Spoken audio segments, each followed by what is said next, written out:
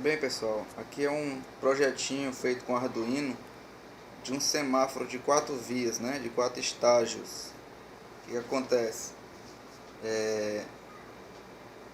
A gente projetou ele da forma mais completa para se explorar o projeto, para a gente tentar extrair dele o máximo, né?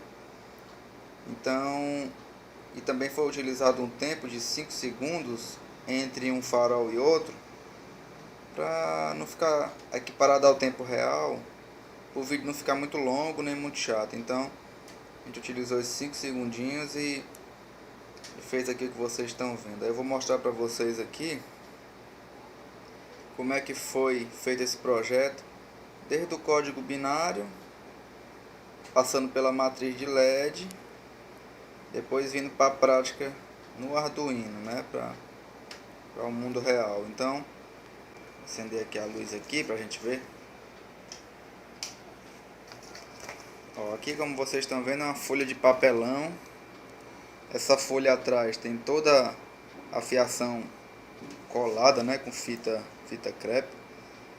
E esses pontinhos aí que vocês estão vendo são os resistores. Lá no vídeo tem uma imagem mais detalhada na matriz de LED. Vou mostrar para vocês eles lá, a posição deles, e é importante colocar eles para evitar a queima dos LEDs, né? Então aqui está feita toda a ligação, a fiação está toda presa e no papelão. E essa parte da frente do papelão aqui com textura, né? Textura de imagem. Onde é concreto, limita o concreto. Essa parte verde aí é uma texturinha de grama. E os LEDs que são aí, LED de alto brilho de 5 mm. Aí esse fio deixei à parte, é o terra, o negativo, né, que vem para cá para o negativo do Arduino.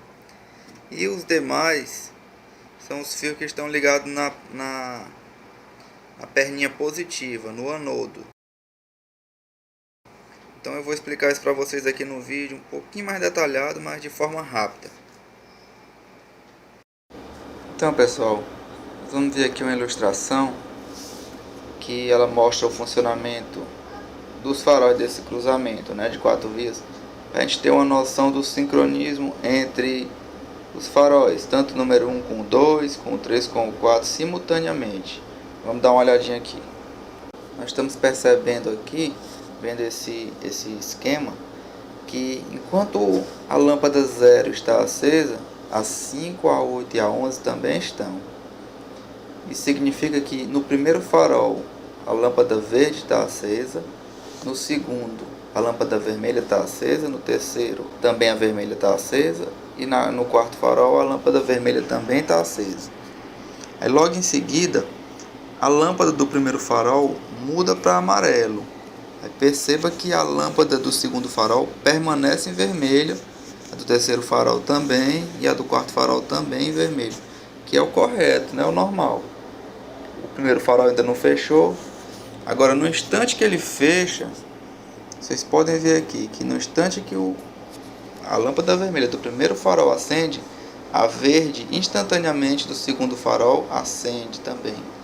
Então isso significa o quê? Que o primeiro farol fechou, o segundo abriu, o terceiro e o quarto permanece fechado, né? Então essa é a lógica. Isso acontece daí em diante.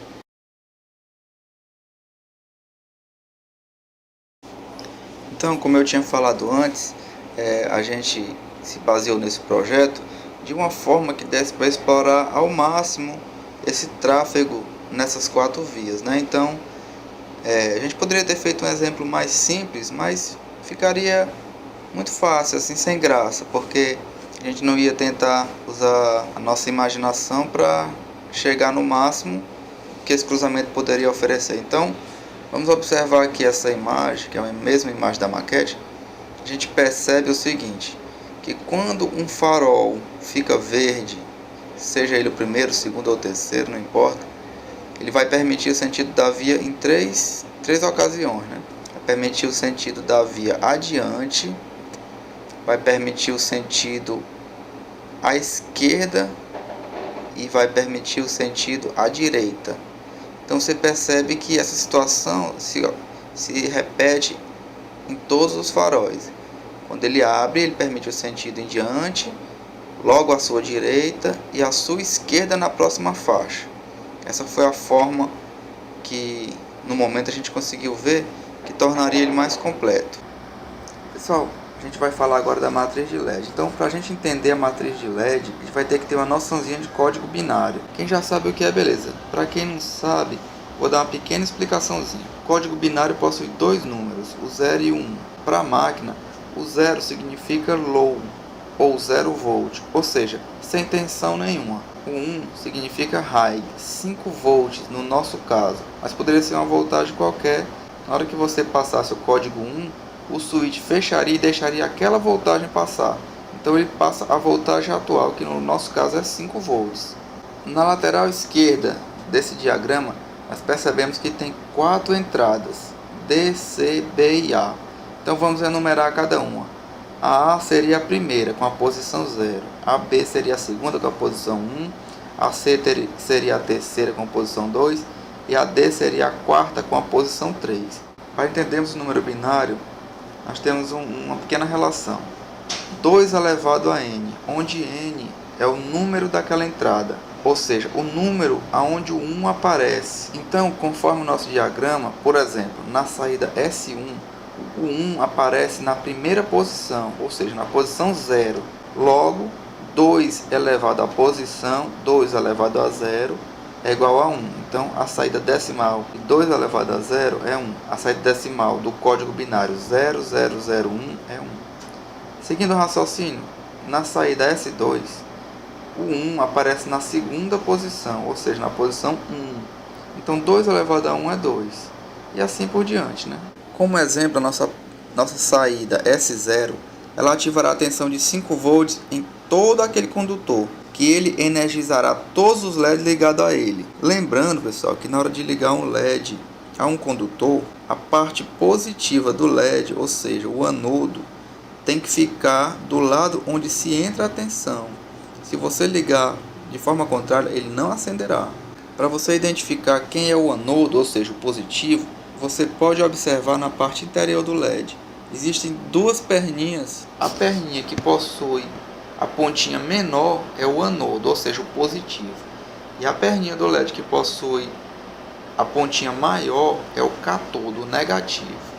Então, a perninha que possui a pontinha menor é a que você vai ligar no condutor que contém a voltagem, que no nosso caso é 5 volts. E a outra perninha que tem a pontinha maior, no caso o cátodo negativo, você vai ligar no resistor e interligar a todo o negativo do sistema. Então, pessoal, para a última consideração nesse projeto, em relação ao Arduino, eu utilizei o pensamento de codificador como codificador sendo o próprio Arduino. Então, eu já associei a porta digital de saída do Arduino como resultado decimal daquela operação binário-decimal. Portanto, a conversão de binário para decimal não foi feita pelo Arduino.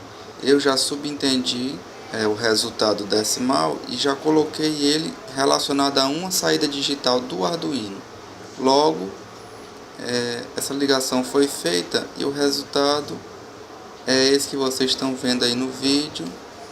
E valeu, um abraço. Quem gostou, dá uma curtida aí, beleza? Valeu!